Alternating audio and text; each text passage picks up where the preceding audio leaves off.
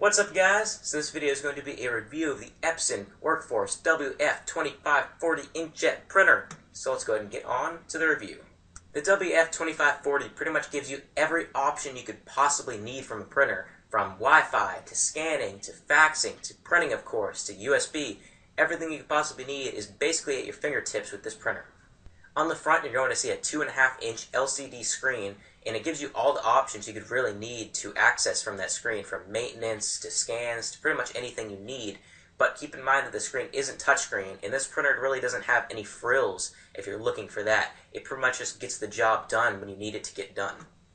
The USB port on the front of the printer allows you to connect a flash drive or USB hard drive up to it and be able to access all of that media inside of your network. So let's say I have a flash drive and I have movies on it or music on it or pictures on it. I want to access all of that from anywhere inside of my home network. Then I can just plug it in to the printer and be able to access all of that stuff on any computer, any smartphone, any tablet, everything like that.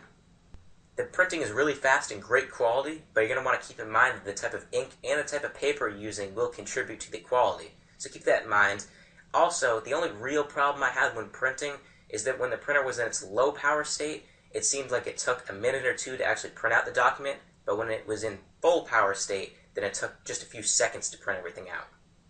You'll also want to make sure that when you're loading paper into the back of the printer, that you put the paper holder as close to the paper as possible, or else it may print out sideways. Epson has mobile apps out for Android and iOS, which supports scanning, printing, simple maintenance, everything like that. And they also have Epson Connect, which pretty much gives you an email address for your printer and allows you to remotely print from anywhere. So say I want to print some file on my computer, I just send an email to the printer and then it prints it out. The only real problem I had with the printer was the scanner, because when you put the scanner up, the hinges just didn't seem to hold the scanner up. So if you just touched it while it was up, then it just immediately fall down and slam on your fingers. So be careful of that. And it just seems like it'd fall down if the air conditioning turned on. Replacing an ink cartridge is easy. All you have to do is simply select the option on the printer screen, then open up the printer and take the cartridge out. Easy as that. And then when you want to put it back in, you just simply click it right back in and it goes in very easily, and then you just close the printer and press OK on the printer.